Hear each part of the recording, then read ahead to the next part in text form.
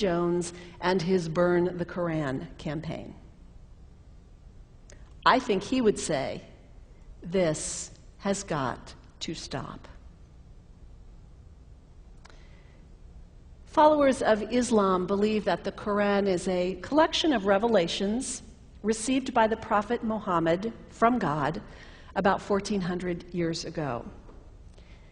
They believe that Muhammad was the last of a series of prophets and teachers and messengers that included Adam, Moses, Jesus, Abraham, all names revered by us as well. The word Islam means peaceful surrender to the will of God. The Quran was written at a time when the Muslim people were being driven from their homes, persecuted, and killed. The Old Testament was written at a time when Jewish people were being driven from their homes, persecuted, and killed. And religious scholars will tell you that most holy scriptures have stories of war and violence in them. Throughout history, most faiths have used these texts to justify violence. And if there's anyone in this room at this moment who's thinking that I've got it wrong, after church today, pull out your Bible and look up Psalm 137. And you'll see that our own text has passages that can make us uncomfortable.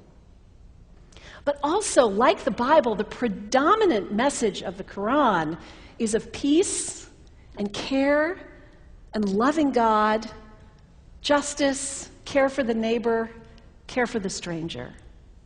In the Bible, we have thou shalt not kill. In the Quran, we have whoever kills another, surely he is killing all of humanity. And whoever saves the life of another, surely he saves the lives of all humanity. These are words of peace, words of faith, words that could save the world if we would take them to heart. The second thing you can do, the next time someone sends you one of those emails demonizing Islam, delete it. Don't forward it. Don't participate in the stereotyping. Don't give in to your fear. It's okay to be a little afraid. We all have those emotions. Just don't give in to it. Don't sign on for it. Don't focus on this tiny group of extremists who commit acts of violence. Focus on the hundreds of millions of Muslim people in the world who are people of faith, whose priorities and concerns and families are not so different from your own. And third, when you think of Muslim people, think of individuals. Think of the professor at Ohio State. Think of the engineer at Honda.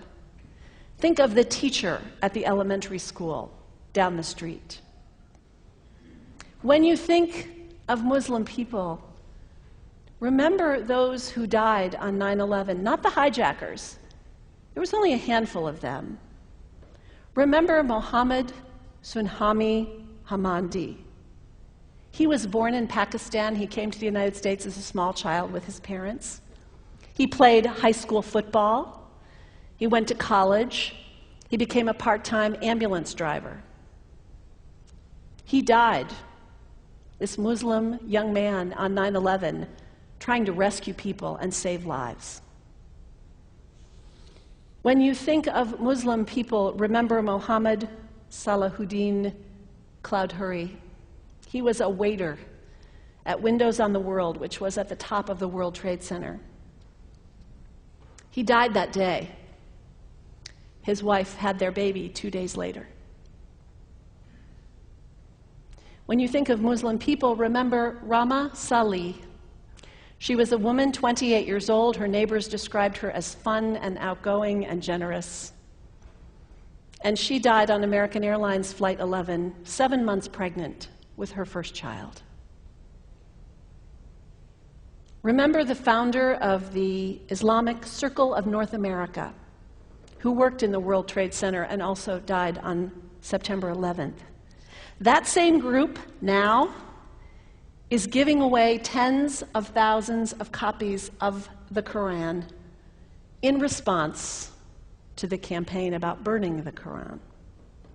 In the language of their own tradition, they are spreading words of faith and peace and hope. One of the ladies at the 8:30 service this morning said to me after, maybe we should declare September 11th, buy a Quran and read some of it.